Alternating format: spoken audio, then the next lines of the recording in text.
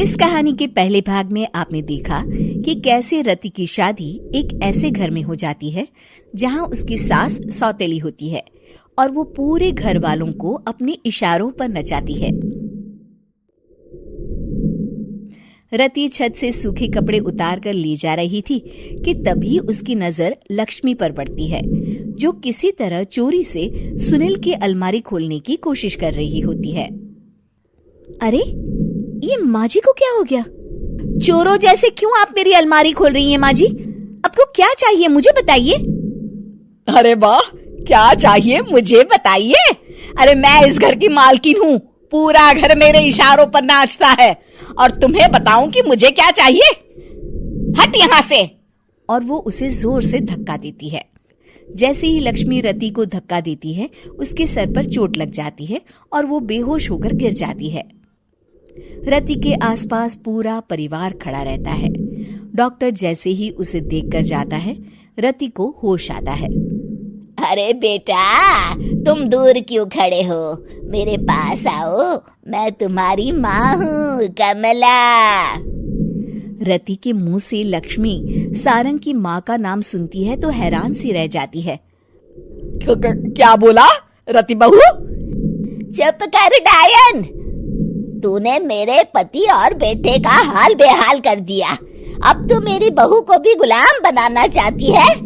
रुक, अभी मजा चखाती हूँ।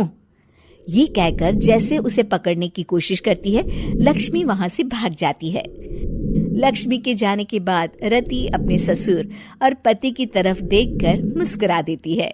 दोनों समझ जाते हैं कि ये रति की चाल है।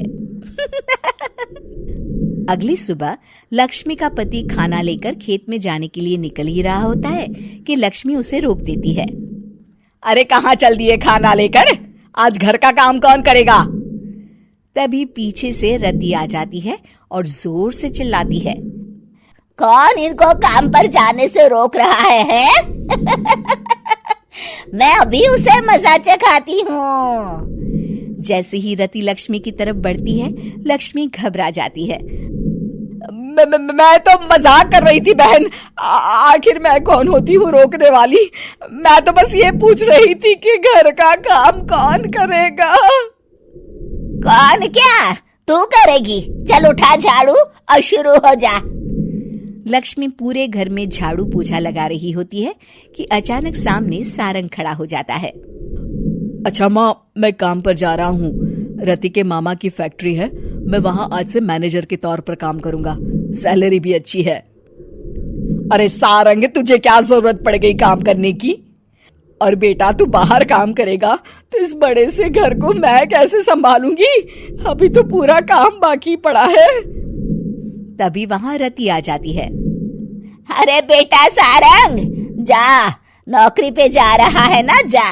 और हाँ, आते वक्त घर के लिए सब्जियां ले आना। ये लक्ष्मी बैठी बैठी मोटी हो रही है, जरा काम भी तो कर ले। सारंग के जाने के बाद, अच्छा लक्ष्मी, सुन जरा यहाँ। लक्ष्मी अपनी बहू रति को सारंग की पहली माँ जो मर गई है वो समझकर उसके पास जाती है।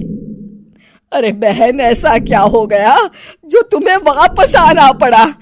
मैं तो बड़े ही प्यार से इस परिवार को चला रही थी।